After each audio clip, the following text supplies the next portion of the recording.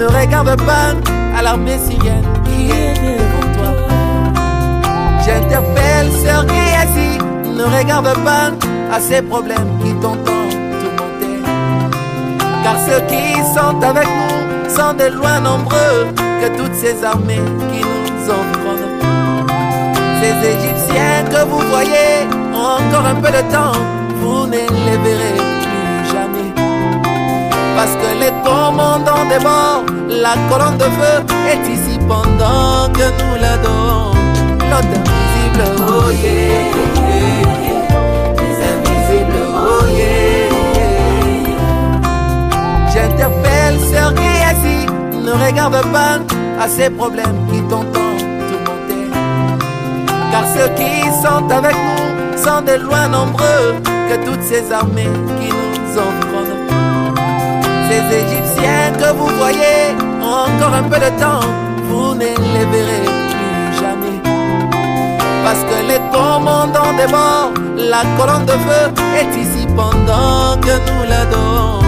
L'autre invisible, oh yeah, les invisibles, oh yeah. Alléluia.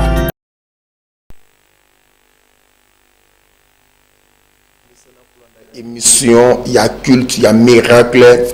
Lorsque Mokolo ya lelo, bozala béni, nabanda kunabino, esika bozali, et grâce dans Zambé, et sirabonde kat nabino.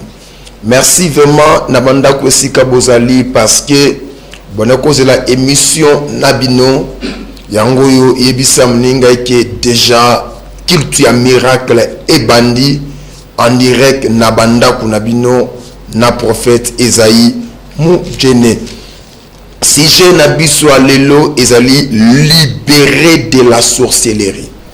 Libéré de la sorcellerie. Donc message ya lelo eza moko na message oyo et pour na ko libérer yo na manipulation, na intimidation, na contrôle ya sorcellerie. Donc peuple de Dieu, je vous dis que la sorcellerie existe et les sorciers travaillent.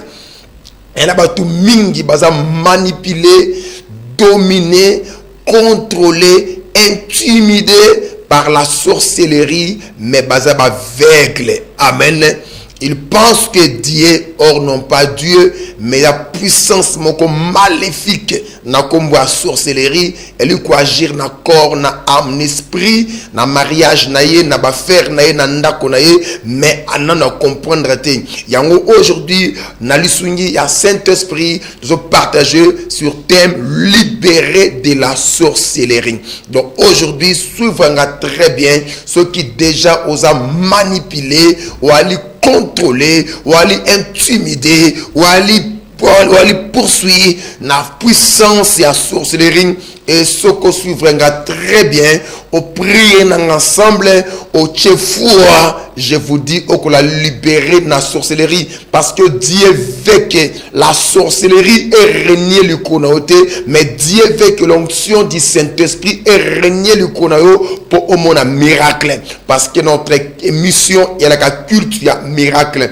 Premier verset, Totanga, livre dans Exode chapitre 3, verset 8, Totangi au nom de Jésus.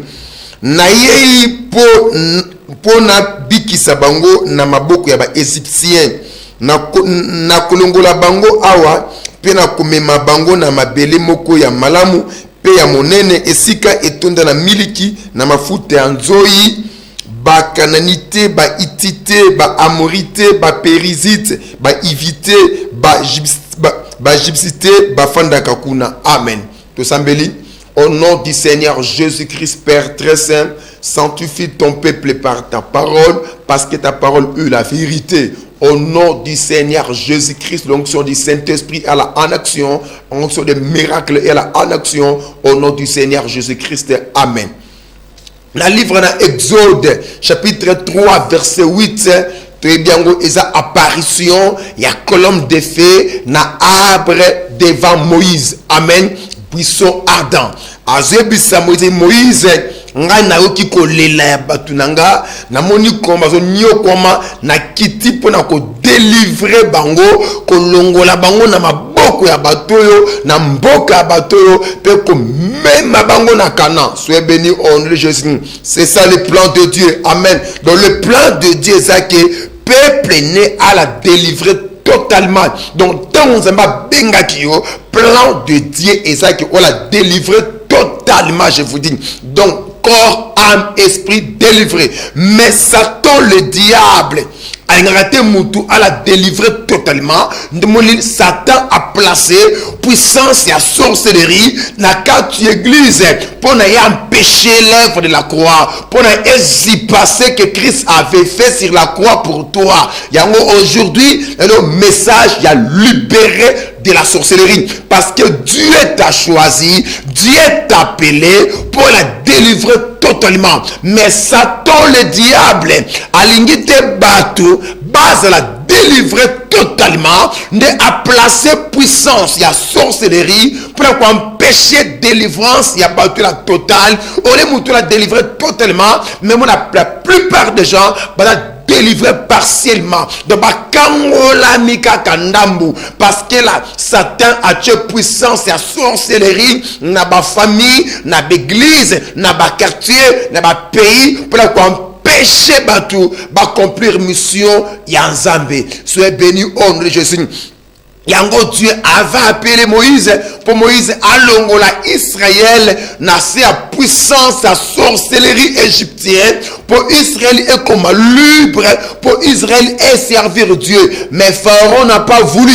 Amen. Pharaon n'a pas voulu libérer Israël. Pharaon avait résisté. C'est ça la sorcellerie. Donc biti ya kindoki eza bachayo na sali babe force na bango eza na pona ko résister pona ko telemela volonté na Nzambe na vie na yo. Dieu t'avait Nzamba benga kiyo Nzamba pona kiyo Nzamba na mokili pour la bonne santé. Mais si la sorcellerie est kolinga toi na bonne santé, la sorcellerie est ko placer maladie na corps na yo pour que toujours on la maladie fait. Mais je vous dis aujourd'hui la puissance du Saint-Esprit est ko libérer la sorcellerie. Soyez bénis au nom du Seigneur Jésus-Christ. Amen. Demandez Dieu par sa miséricorde alingi lelo ou la libérer na sorcellerie chrétien na ça convaincu ba te belé ba za malade ba te belé les révélations simbate ba te belé ba blocage ba te belé ba bika ba divorce ba te belé ba bika ba force ba combat stérilité. C'est pas seulement Dieu mais c'est Satan qui a placé la sorcellerie pour la construire bango bongo. Soyez bénis au nom de Jésus. Écoutez le livre dans 2 Corinthiens chapitre 2 verset 11. 2 Corinthiens chapitre 2 verset 11. Tout au nom du Seigneur Jésus-Christ. Livre dans 2 Corinthiens chapitre 2 verset 11. Écoutez ce que Paul dit. Amen. Yoka. Pour Satan azwanzela ya kokosa bisote tosi toyeba mayele naye. Amen. Aussi Saint Paul, apôtre Paul, abi pour Satan azwanzela ya kokosa bisote et si toyeba mayele naye. Amen. Donc Paul engete que Satan azwanzela kokosa peuple à Corinthe parce que Paul a qui révélé Paul a qui mayele ya Satan. Mayele à Satan zanini. Donc mayele c'est que n'a placé la sorcellerie na kata ba famille na kata l'église. Si n'a placé la sorcellerie et quoi aveugler ba ton intelligence et quoi aveugler ba ton mission et quoi aveugler ba tout ba comprendre c'est que Christ a fait sur la croix pour eux. Ba bika comme esclave, ba bika comme maladie fait, ba bella ba couf avant l'âge, leur vie est simbaté. Et c'est pour cela aujourd'hui nazo continuer mission apôtre Paul. Amen. Naye ko sel ko le Christ moko na chemin pour être Satan à cause. Soyez bénis au nom de Jésus. Écoutez, Dieu avait choisi Moïse pour délivrer Israël. Amen. Mais Satan avait choisi Ramsès pour résister à la délivrance à Israël. Dieu a choisi Moïse pour délivrer Israël, mais Satan a choisi Ramsès pour empêcher Israël et la délivrer. Aujourd'hui, Christ a fait qui n'a croit pour qu'on libre. Amen. Mais Satan a placé la sorcellerie pour empêcher la liberté, pour empêcher grâce dans sa et couler quatre la vie.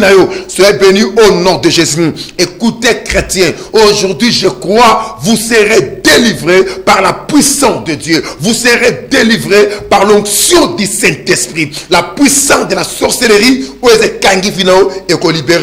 Amen. Malgré tétitesse et Pharaon, malgré tout Makas et Ramsès, Dieu avait délivré Israël parce que Moïse a été déterminé. Et je vous dis la vérité, aujourd'hui, nous avons déterminé, il y a quoi la délivrance, on a la puissance, il y a la sorcellerie, on va libre, on témoigner miracle. Soyez bénis au nom de Jésus.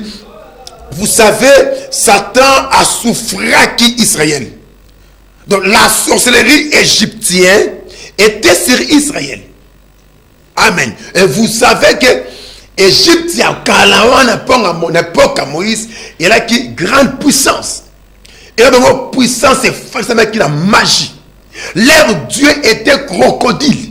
Et c'est pour cela qu'il sacrifiait les enfants hébreux et pas Bangando comme offrande. C'est ça la sorcellerie. Si la sorcellerie est dominée, si Kindoki et quand il vie, je vous dis, ayez quelqu'un pour sacrifier. Amen. À travers Ramsès, serviteur du diable, poussé par Kindoki Égypte pour faire souffrir les Hébreux. Chrétiens, je vous dis, la sorcellerie existe. Et le sorcier travaille. La plupart est provoquée par la sorcellerie. Je vous dis la vérité. Et la Bible est confirmée que la sorcellerie existe. Donc, dans la vie bien, on met quelque part, rien ne marche. La Bible dit que Dieu a fait une croix pour la bénir. Et nous les chrétiens, comment on vit dans le slogan, hein? Je suis la tête, non la queue, mais ce soit dans les phénomènes, tu es la queue. Pourquoi? Parce que la sorcellerie est kangio. Nanda kwanzambe, moi c'est qu'on se passe, mais qu'on s'en a été. Mais ce qui est contre l'église, tout le monde a basé, mais c'est bima. Pourquoi? Parce que la sorcellerie est fandicat de la vie à Batou. Nanda kwanzambe, moi si azangi, mon bal azate, mon bal azangi, moi si azate. Mais ce qui est contre l'église, tout le monde qui est bassé, liberté, mais qui est belé. Pourquoi? Parce que la sorcellerie est ça du colo église.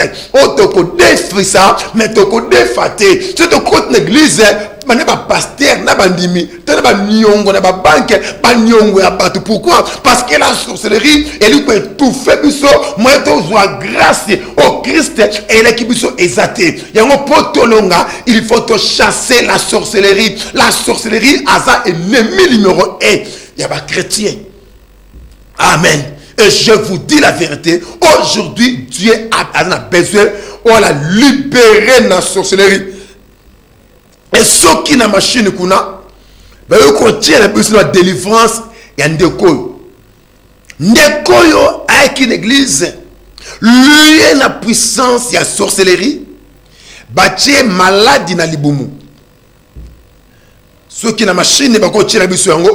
Mais Dieu n'a amour, Dieu l'avait délivré. Donc je vous dis, malade et où tu es pas dans embêté. C'est la sorcellerie. Ça va de qui est nyoka na libumu. Mais nyoka ngonani. L'un des membres de la famille ne akomaka nyoka pour provoquer l'opération na banzoto ya batu. Mais tant on de quoi y est une église, Dieu de grâce, Dieu de puissance a révélé ce qu'il est par la prophétie. Et ne quoi qui est longi dans zambe na prière. Saint-Esprit a quitté c'est qu'elle est ebani. Douleur ventrale le kaka. Quand opération au docteur a opéré et outil nango na ba dégâts à santé mais et outil na sorcellerie familiale ba tiemo loko mo na libumu pour la ko déranger ko rendre toujours maladif. Et je vous dis, Dieu par sa grâce avait délivré la sœur. Je crois bozomona Nzambe oyo aza fidèle. La sorcellerie, elle lui zipa lèvres de la croix. Pourquoi? Parce que les chrétiens, il n'y aurait que Kindokezate. À cause, il y a mauvais enseignements, il y a prédicateurs sans puissance, non repentis. Bon, servir diable parfois sans le savoir. La sorcellerie existe. La sœur était délivrée de la puissance, il y a sorcellerie familiale et la grâce de Dieu avait manifesté.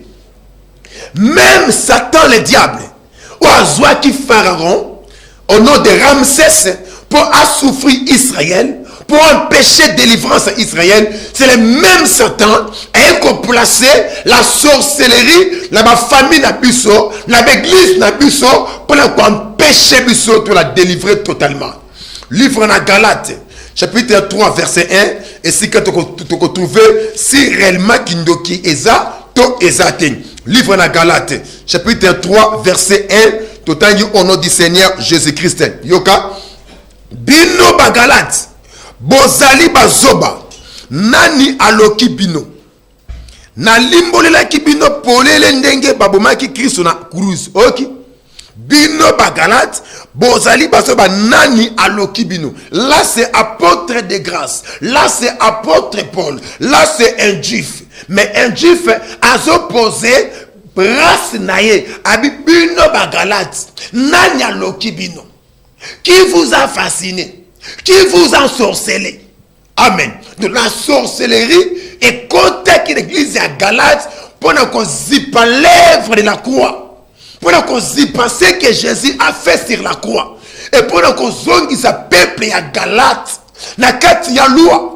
Mais lorsque Paul est venu, na misu ya pongo, na vie spirituel, pour la vie, la puissance, il y a sorcellerie, il y a eu un vrai quatre d'église à Galate, mais d'autres pasteurs, monité, d'autres apôtres, monakité, d'autres frères, monakité, mais l'apôtre Paul, l'envoyé de Dieu, l'apôtre de grâce, a dit non, là ce n'est pas la grâce, moi je vois la sorcellerie sur vous. Soyez bénis au nom de Jésus. Aujourd'hui, beaucoup de gens, basé ben sensé, na lingala batebele, baloko bazoba, kindoki et donc opéré sur bango, mais baba aveugle. Kindoki est travaillé na kata mouna na ye, kindoki est travaillé na waya libala, mais aza aveugle, aza zoba, abaki no kindoki ko ngate, baloka ngate mtu baloki déjà. Ndeki c'est Galate. Parce que ignorer kindoki, mais apôtre Paul a montré que kindoki da est travaillé. Et travaillé. Ne bien la partout belé. Da kindoki est travaillé ma vie na bino. Mais un bois ignorant, vous ignorer rien. Nga baloka ngate.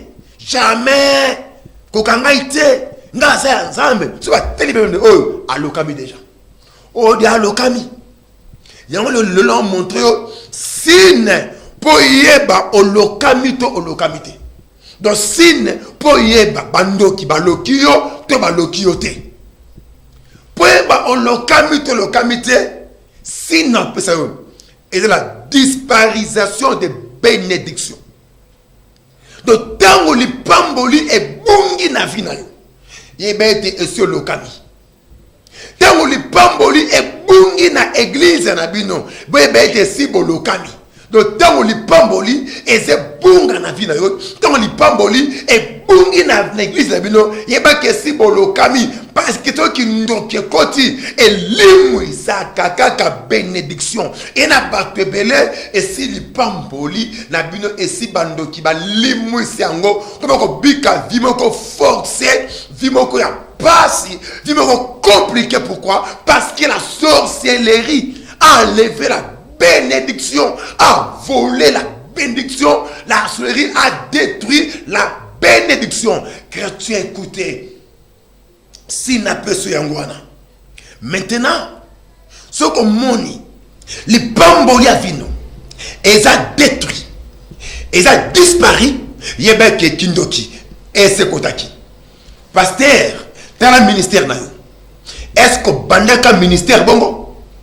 Pasteur, dans le nombre, il y a bandimi, besoin de kirit. Est-ce qu'il y a des ministères na yo bandimi boni amuke bongo? Maman tala commerce na yo na débit et qui bongo? Maman regardez bien votre mariage. Est-ce qu'il y a débit votre mariage et qui bongo? Frère, regardez bien ta santé. Sœur, regardez bien ta santé. Est-ce que votre santé et qui bongo? Diabandoki. Et si baloka kiyo, moi qui dit ba aujourd'hui Dieu va te libérer. Nous sommes en direct. D'abord, ça paraît. Na kosambe la pona bino. Oba lokaki. Na ko prier que nzamba longola yo. Na se akindoki. Obi boko ba libre. Vine zonga nenge salaki. Soyez bénis au nom de Jésus-Christ. Gloire à Dieu. Amen. Tokena Jean chapitre 10, verset 10. Jean 10, je crois verset bien très bien. Mais tout en haut, Jean chapitre 10, verset 10. Bien-aimé Jean. Kindoki en œuvre, Kindoki en live, na vie à batou, mais ba vegle, ba zo battre que c'est le kami. Jean 10, tekina kombo na Yesu. Moyibi ayaka, kaka pona koyiba, koboma pe kobebisa. Comprendre? Moyibi ayaka kaka pona koyiba, koboma pe kobebisa. Kasi ngai na ipo batu bazala na bomoi, pe bazala na yango mingi koleka. Na kati ya Jean 10, tu as deux personnalités. Tu as Moïbi na Ngai. Moïbi, c'est qui Moïbi? C'est le diable. Ngai, c'est qui? C'est Jésus. Jésus a monté au rôle de Moïbi. Abi les voleurs viennent pour détruire. Amen. Ko boma. Amen. Peko iba. Abi me yé. Ngai, c'est Christ, le bon berger. Abi aïe pour couper sa vie abondante. Vie est belle. Vie est belle. Maintenant, nalingi na révélé yo, si la sorcellerie et ali ko travailler quand ta vie na yo et ko yiba li pamboli et ko détruire li pamboli to et que gorger li pamboli. C'est ça. Parce que maître il y a sorcellerie, le dieu de la sorcellerie, c'est le diable. Amen. Maître ya kindoki. Nzambe ya bandoki. C'est le diable. Et bana kilt na bonga kindoki. Ben au messe noire. Leur dieu, c'est le diable. Donc après ça, le mission, il y a qu'à détruire, il y a qu'à égorger, puis il y a qu'à voler. Donc si la sorcellerie et continue la famille nabino, et continue la vie nabino, et continue l'église, toute la société, il va que baye ko bebisa, baye ko boma, pe baye ko iba. Maintenant, nous avons 5 sortes. Il y a pamboli. Première sorte pamboli, tu as la bénédiction spirituelle. Amen. Deuxième, tu as la bénédiction sanitaire. Troisième, tu as la bénédiction financière. Quatrième, tu as la bénédiction matérielle. Cinquième, tu as la bénédiction conjugale. Et dans les pambli conjugales, nous avons aussi des enfants. Amen. Mais si la sorcellerie est koti, et koyiba li pamboli ya molimo, et koyiba ya santé, et koyiba ya mbongo, et koyiba ya bien matériel, et koyiba ya libala, et koyiba ya bana, kotela vino bien, et batianon, délivrance en déco, au monde a comment kindoki, et koyiba santé en déco, na machine kuna, c'est ba compte de délivrance en déco, au monde a comment kindoki, et qui a koyiba santé naïe. Donc ndekoyo avec la bonne santé ndekoyo andi même conserver Christ mettons kindoki koti et takende koyo et koyiba santé na ye. Pourquoi? Parce que la sorcellerie et se combattre uniquement notre bénédiction. Donc ceux qui na machine ba continue sur élément de koyo. De bon moment que ndeko ba tchaki maladie moko ya paiement. De bâtir maladie moko ya paiement. Pourquoi? Et provoquer tuberculose pour attirer à conserver Elohim du ciel. Mais Nzambe ya mawa, Nzamba bolingo, aye akute nendekoyo. Dieu l'a révélé et Dieu l'a délivré. La différence entre notre Dieu et le diable. Diable peut te révéler, mais le diable est encore guéri. Mais ndeko te ngwaye, Nzambe ya basakoli, Nzambe ya mawa, a dévoilé ce qu'il est. Il y a kindoki ya famille. Bache tuberculose. Na kosu ya paiement. Donc pour kakaba utiliser santé naye. Je crois que Zolanda. Regardez comment ce bandouka. Et regardez comment ce paiement. C'est ça. Donc ceux qui ndoki est ciblé vinayo. Ceux qui ndoki et kaneli vina, je vous dis. Et qu'on détruire ce qui détruire les pamboli la molimoté. Et qu'on détruit pamboli la santé. Ce qui simbi à santé et qu'on simbi à mbongo. Ce qui simbi à mbongo il y a bien matériel. Ce qui simbi à bien matérialité, je vous dis, et qu'on simbi à vie conjugale. Ce qui simbi papa maman et qu'on simbi ba bana. Tala bien la vie na yo. Kindoki est détruit yo nini. Kindoki yibia yo nini. Kindoki est boma yo nini. Aujourd'hui, Dieu est capable. Il y a qu'on libérer yo. N'enga libérer kindoki yo. Que notre Dieu est capable. Il y a qu'on soit yo. Il y a qu'on soit libre. Parce que notre sujet est libéré de la sorcellerie. Amen. Libéré de la sorcellerie. Na ebiso ke tu as 5 sources de pamboli. Les pamboli à molimo, les pamboli à santé, les pamboli à mbongo, il y a des matériels te père libala. Mais ceux qui n'ont que continue la famille na bino et ko yiba li pamboli et ko limwisa. Est-ce que la famille na bino et na batu ba servir nzambe. Ba yiba bino li pamboli à molimo. La famille Nabino, est-ce que santé Nabino est normal? Est-ce que bon la finance? Est-ce que bon la bien matériel? À ta vélo, bon est-ce que la famille Nabino, bon balaka? Bon si bon balaka, est-ce que bon botaka? Qui serait conti et que compliqué 5 parties wana et simbaka wana. T'as soyez béni au nom de Jésus. Dans le livre de Juge, chapitre 16. 19 et 20. Livre en Juge, chapitre 16, 19 et 20. Nous lisons au nom du Seigneur Jésus-Christ.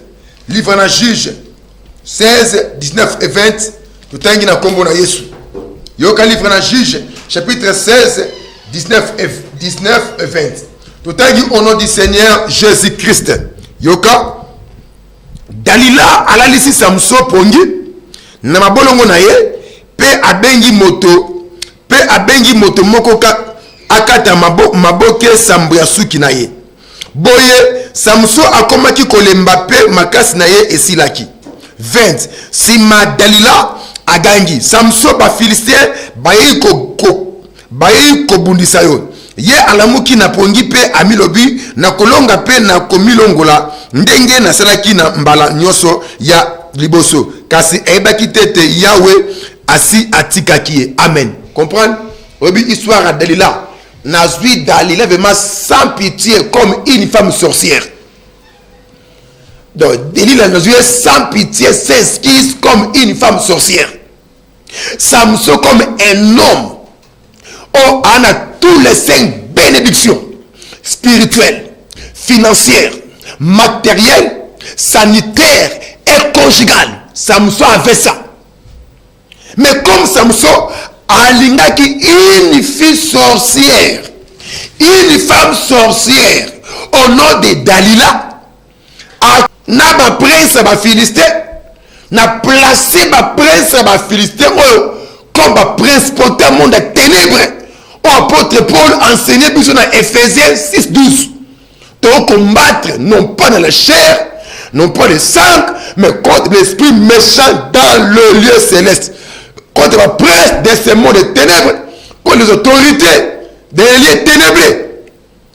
Dalila, une femme sorcière, il collabore avec les 5 Philistins pour tuer Samson. Je vous dis, Bandoki, travailler en secret. Samson est qui dans la lipongi, mais Dalila et c'est à Katiye Basuki ne 7 pan akati. Ne Bandoki, le temps où yo, on a lipongi, on se rêve, et à ne Bandoki, mais qui va travailler déjà. On a mou qui est en retard, rien ne marche. Et Samson a tongona, ok, bah que Samson, bah Philistin, bah l'icône yo. Avec bon savant, nous avons tellement, n'a frappé, n'a mesana, parce que Yahweh, Dieu d'alliance, en angaï. Samson a tellement boy.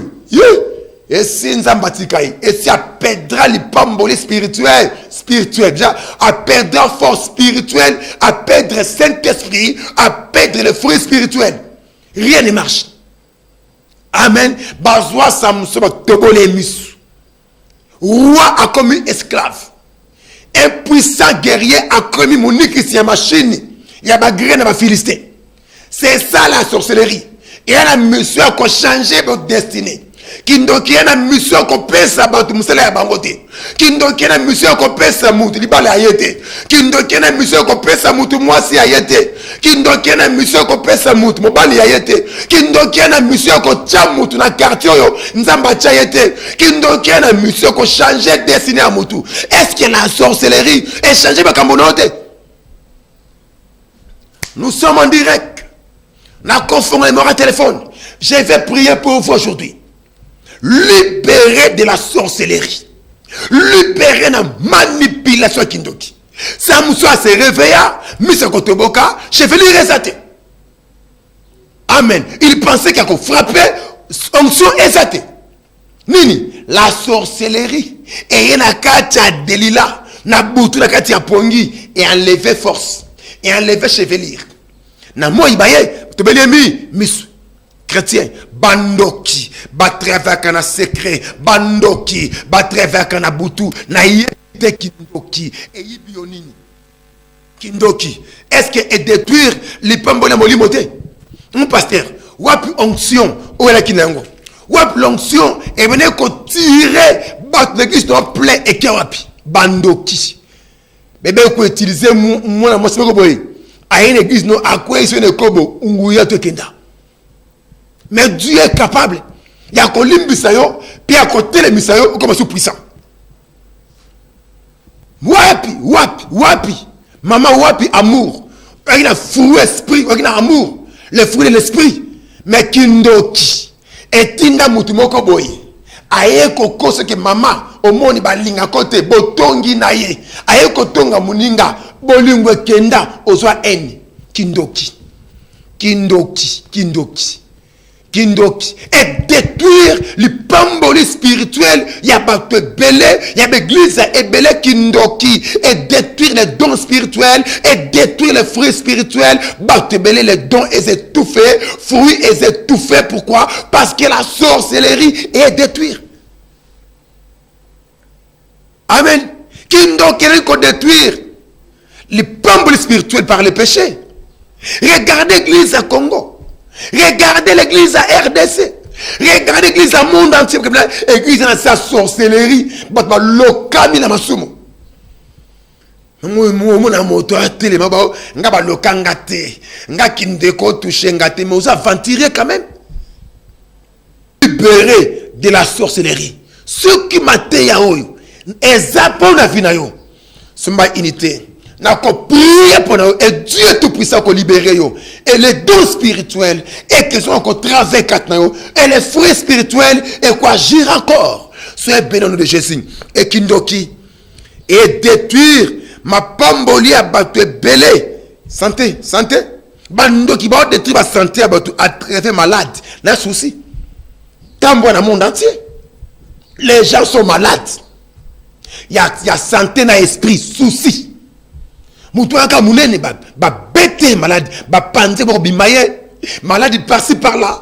Souci est bel kindoki est placé et détruire ba santé à batou. Nzele a malade. Nzele a souci.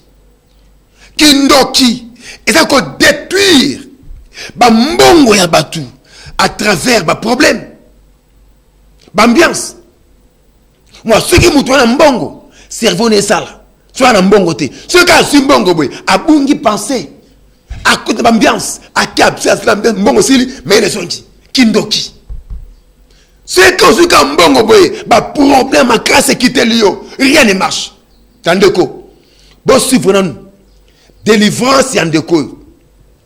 On me comment kindoki et qui ko détruit moyen santé. La puissance et attention et provoquer phénomène ya AVC. Mais Dieu par sa puissance eh bien qu'on délivre de quoi c'est pas continuer la machine kuna kindoki donc ayez côté en action na viande de koyo et bébé si ou ayez santé et l'ingé même ba phénomène attention et ba AVC c'est la sorcellerie kindoki tango zo na vina yo et ko simba ou ayez santé ba détourne la maladie, tu n'as pas souci. Et n'a pas te belé ba tout est la mutuka, ka pour un souci. Trop dépensé. Et n'a pas te belé ba santé na bango za détruit ka pour la maladie. Provoqué par qui? Par la sorcellerie. Alio fone ba kindokezate. Paul Azo reconnaît la sorcellerie de l'église de Galates. Frère, je vous dis, Jésus a bengi Satan l'homme fort. Amen. Il faut combattre la sorcellerie. Et ce qui vous a distrait, je vous dis la vérité, beaucoup sutuka, nenge samswa sutuka qui. Votre andeko, au moins phénomène, tension et produire effet à AVC, na lokolo, tiloboku, souci, na mutema rempli. Mais Nzambe ya milimwa basakoli. Onction miracle sur place. Des mois tension accueilli. Des mois AVC accueilli. Le colobo que je tout droit. La sorcellerie. Plein de soucis. Plein de questions. Kindoki. Et qu'on détruit les pamboli na yo. Il y a bien matériel par jalousie. Bato belé bituki ekufaka boy pour akot na quartier moko boy mutuki ala kate ndaku na eba pavuma karoze pasuka akoti na quartier moko boy belingara tenda ko mala mwesala à travers jalousie kindoki et so bebisa ba bien matériel à bato. Oh frère, je vous dis, Zambe wa délivrer kabatu. Ndekoyo, elle était délivrée. Pourquoi? La sorcellerie. Et bien, qu'on touchait santé naïe, et bien qu'on touchait vine conjugale. Kindoki, et lui qu'on détruit les pamboli et ma balle et abatou. N'a pas caractère. Et puis, bah, balle n'a pas foutu un bon belé, mais caractère. Et qu'à la bango. Ah, bien, non, mieux vaut naître comme un célibataire pour le caractère. Kindoki détruire ma balle et abatou, n'est stérilité. Qui donc détruire la batou n'a pas la mort yabana. Je vous dis la vérité, levez-vous Congolais, levez-vous chrétiens, combattre la sorcellerie. Écoute ma famille, écoute ta kala, écoute l'église, n'a pas quartier et si ben installa. Donc pour qu'on détruire viabilité spirituelle, pour qu'on détruire la vie sanitaire yabatou, pour qu'on détruire la vie financière yabatou, pour qu'on détruire la vie matérielle yabatou, pour qu'on détruire la vie conjugale yabatou. Oh, le même Dieu, on est capable de délivrer. Il est vivant devant toi. La sœur, elle a qui délivré totalement la puissance de la sorcellerie. Qui est quotidien de AVC. Amen. Et Dieu avait manifesté la puissance. Si aujourd'hui vous croyez aussi, le Dieu de la Bible est capable, il y a qu'à délivrer na intimidation à Kindoki, na manipulation à Kindoki, na contrôle à Kindoki. Je vous la vérité, apôtre Paul, allez apôtre à grâce, à poser qui église, il y a garde question qui vous ensorcelez. Et moi aussi, n'a posé une question qui t'ensorcelez. N'a nyangwa lokayo. Émission en direct. Donc comme une ère à prière. Nous avons prié ensemble. Et ceux qui osent déranger, na forcément qu'il y a sorcellerie. Et c'est combattre yo. Télémé ce qu'on s'allie. Ce qu'on a téléma. C'est la prière. Que Seigneur, libère na contrôle, il y a sorcellerie. Avant de passer le numéro de téléphone. Que Seigneur Jésus, libère na contrôle, il y a sorcellerie. Libérez nous sommes au nom de Jésus, le Dieu redoutable, libérez Mututu, apprenez ensemble, na contrôle ya sorcellerie, au nom de Jésus, Zambaba Sakoli, na combo na Yesu, libérez Mututu, apprenez ensemble, na contrôle ya sorcellerie, au nom de Jésus, le Dieu redoutable, na combo na Yesu, libérez Mutunyeso, apprenez ensemble, na contrôle ya sorcellerie, au nom de Jésus, Zambé éternité, libérez de la sorcellerie, au nom de Jésus, papa oyo, maman oyo, elenge oyo, ndekoyo, azali contrôler la puissance, il y a sorcellerie. Je prie notre Père, tu la libérer, la puissance, il y a sorcellerie, au nom de Jésus. Où ils ont manipulé, où ils ont manipulé, ils ont intimidé, ils ont contrôlé, ils ont prisonnier, bah âme, esprit, bah corps, yabatu, ils ont détruire, ma banne yabatu, ils ont détruire, bosu yabatu, au nom de Jésus, le Dieu redoutable, libère ton peuple, la puissance à sorcellerie, au nom de Jésus, au nom de Jésus, alléluia. Oui, awa sikwe sikozali, ozoba ke nzamba peso victoire contre la sorcellerie. Le bas que Dieu, je sais que la famille n'a biso Kindo Kezali ataba batama. Je sais que là où je prie, Kindo Kezali ataba batama. Je sais que dans notre quartier, Kindo Kezali, même là où tu travailles, le bas que Dieu n'a pas obtenu la victoire contre la sorcellerie. Tient la victoire contre la sorcellerie. Partout na kozala, na kokende, na vaincre, na longa la sorcellerie. Nous sambeli au nom du Seigneur Jésus-Christ. Bien-aimé du ciel, la Seigneur notre Père, notre Dieu, au Père Sabbatou victoire contre la sorcellerie, au nom de Jésus. Zambé en éternité, je sais que notre Père, il n'a pas ça dans Zambé Oyo, qui n'a pas fait qu'on reculer, il n'a pas qui c'est Bible, il n'a pas qui c'est Makambo dans Zambé. Mais Dieu éternel, je prie au nom de Jésus-Christ, Père, c'est victoire contre la sorcellerie. Au nom de Jésus, Dieu éternel, Père, ça moutou à sa branchée, après dans ensemble Jésus, victoire contre la sorcellerie, Dieu de grâce et de puissance, Natiki ton Zambé, installe beaucoup dans notre Père. Bien-aimé du ciel, Jésus, oh, toi, suivre mission notre Père, en a besoin notre Père, te prier pour la canaille, parfois Jésus, Matthieu qui prophétie pour la vie, et là qui manque la révélation pour la famille de Jésus, en a besoin, à le bali cambonaye, te prier pour le Seigneur, soit en action Jésus, soit en action Jésus, au nom du Seigneur Jésus-Christ. Amen. Merci, numéro de téléphone Yango 089 78 45 558 089 78 45 558. Nous sommes en direct de en direct de l'émission Nabiso, ce que Bengi toko prier pour nayo libérer de la sorcellerie. Numéro Liboso 089 78 45 558. 089 78 45 558. Allô?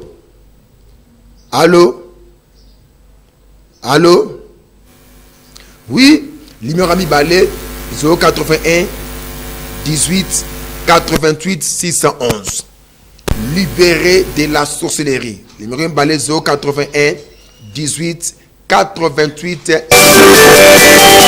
Allô? Allô papa, nauti kolanda une émission à papa. Oui. Nalobi boye naza marié na biso na mobali na nga mikolo tozoza lisusu mbongo te ndako nakomi kobela motema ekomi kosala pasi yango na bengi ekosambela mpo na biso. Merci maman, nzambe azo révéler nga boye na famille na yo oyo botama et na puissance makasi ya sorcellerie balingaka to na libala pe ba combattre makasi na libala na ozalate. Mais ceux qui tuent les gens libala zaka poyo oza mutema makasi pe oyebi nzambe. Nous allons prier pour nous que nzambe apese bino victoire. Banyoka nyonso tu o basangana ki pona ko combattre foye na yo na détruire bongo na mort na nzambe que lumière ekota finance zonga na kombo de Christ. Amen. Amen. Nous sommes en direct 081 18 88 611. Libéré. Allô? Allô, papa. Oui, bonjour. Bonjour, papa. Olobini maman. Papa, na moi si kitoko na liba les oyase. Oui, maman, nzamba zo révéler nga boye, na moni puissance moko ba sirène. Eza na bandoto moko ela ko na butu, eza be esprit moko mari denum. Ela ka mobilité. Eza esprit à moi si ya mai, ba force ya famille maman ou abota yo. Nde ba force on a besoin utiliser yo kaka na via bondumba et empêcher yo au côté na gloire à libalate. Na déclarer puissance Saint-Esprit est libéré na ba force maléfique, stabilité na makamba vie conjugale pesa melayo, na déclarer na combo l'esprit Christ. Amen. Nous sommes en direct 081 18 88 611. Libéré de la sorcellerie. Écoutez, au cours de la beauté, au cours de la belle, mais ce qui nous kangio, libale que c'est. Tu peux avoir l'argent, frère, mais ce qui nous bloque, comme on a allô? Allô? Allô? 089 78 45 558. Nous sommes en direct. Koko c'est la makamboute numéro nanga elekaka. Tika koko c'est la batu makambo. Yo faut ba ventirier ba le kuta mais ka numéro elekaka. Peno okena motu côté numéro mi balé 089 78 45 558.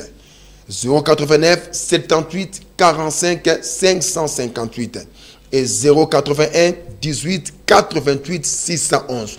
Libéré de la sorcellerie.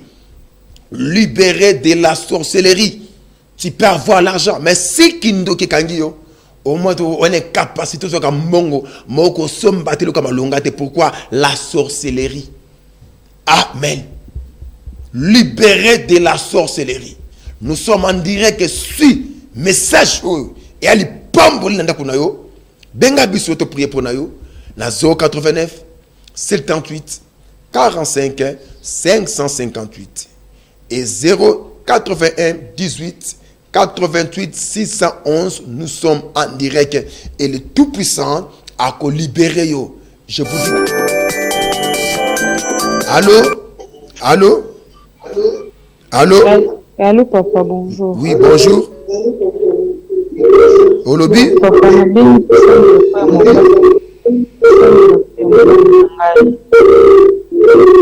oui, tout ça, Béli.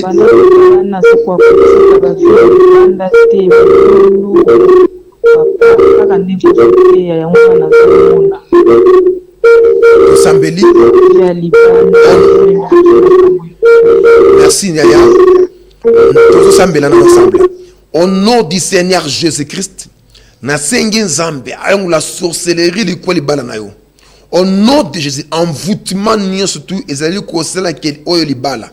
Ezala la stabilité à cause de fidélité na détruire semence oyo na kombo de Christo na déclarer que ton mari atika vie oyo ala libéré na contre la kindoki na kombo de Christo. Amen. Nous sommes en direct 081 18 88 611 081 18 88 611 numéro balai 089 78 45 558. Libéré de la sorcellerie. Donc au tikate kindoki est régné na vie na yo. Allô? Allô? Allô? Allô? Allô? Oui? Bonjour, papa. Bonjour. Bonjour. Zonga Sima, Zonga Sima. Bonjour. Bonjour. Bonjour. Zonga Sima. Bonjour. Soko bengi Zonga Sima. Zonga Sima, toujours bien te. Soko bengi na téléphone, il faut Zonga Sima. Soko Zonga Sima, ndete ko bien. 089 78 45 558. 089 78 45 558. Il y a un balai 081 18 88 611. Allô? Allô? Allô? Allô? Oui, bonjour. Bonjour, papa. Bonjour, maman.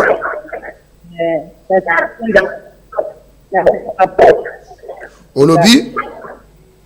Obondera Patna.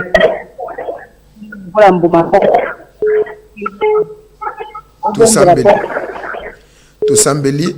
Au nom du Seigneur Jésus-Christ, que la grâce de Dieu et si Rabore Katna a déclaré que le Tout-Puissant a libéré la force et la sorcellerie où ils combattre vinayo na combo Christ. Amen. Soko bengi biso ozongi mo musika télévision ndetu ko. Allô? Allô? Allô? Allô? Allô? Allô? Allô? Allô, papa? Allô? Ah, na lobi ta fela kuna ngai. Ona bana. Tout ça beli. Au nom puissant du Seigneur Jésus-Christ, on a prié pour nos banayo. Nous avons libéré, on a contre la sorcellerie, parce que la base de la victoire contre la tête kindoki, na combo nes Christo. Amen. 089 78 45 558. Allô? Allô? Allô? Allô? Allô? Nazoko Loba. Allô, papa? Loba Nazoka, allô? Na lobi. Oui.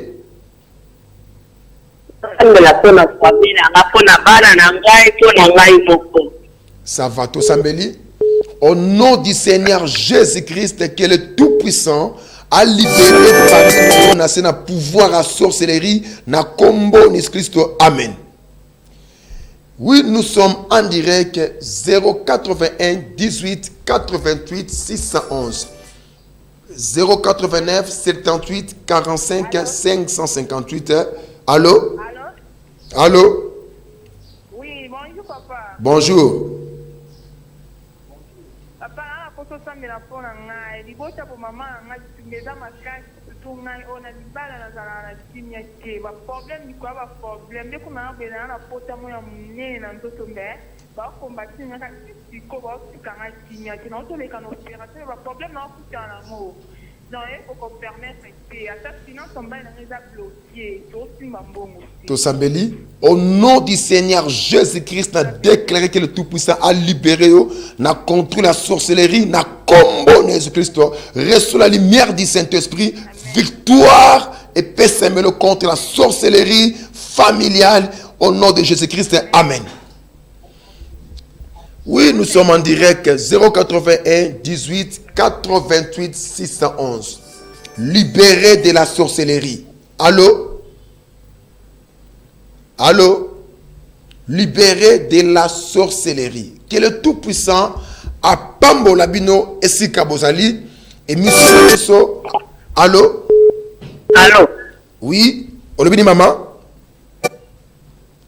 En tout cas, vraiment, awa bobenga biso tana fait mission parce que déjà, je suis signal que monsieur comme Nasuka, benga biso tana fait mission, to ko m'appelle nabino numéro o ele kaka, parfois au kotaki en direct benga biso na mission, to ko yambayo ko cause de makambote, soyez bénis au nom de Jésus, émission oyo eza émission nabino comme qu'il y a miracle, bon suivre chaque mardi à partir à 13h, à partir à 13h40, chaque jeudi à 14h et chaque samedi à 22h, dimanche à 5h. Que le Tout-Puissant a bénir bino, prophète Esaïe Ayambaka. Chaque jeudi na samedi à partir à 12h et chaque lundi tu as une consultation prophétique.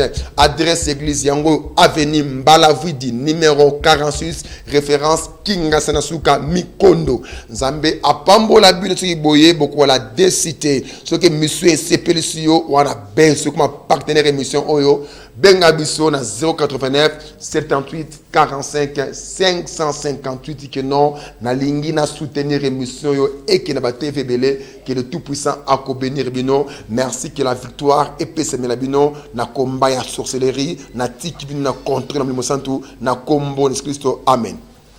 Ne regarde pas à l'armée syrienne qui est devant toi. J'interpelle sœur qui est assis. Ne regarde pas à ces problèmes qui t'entendent tourmenter. Car ceux qui sont avec nous sont de loin nombreux que toutes ces armées qui nous environnent. Ces Égyptiens que vous voyez ont encore un peu de temps, vous ne les verrez plus jamais. Parce que les commandants des morts, la colonne de feu est ici pendant que nous l'adorons. L'autre invisible, oh yeah.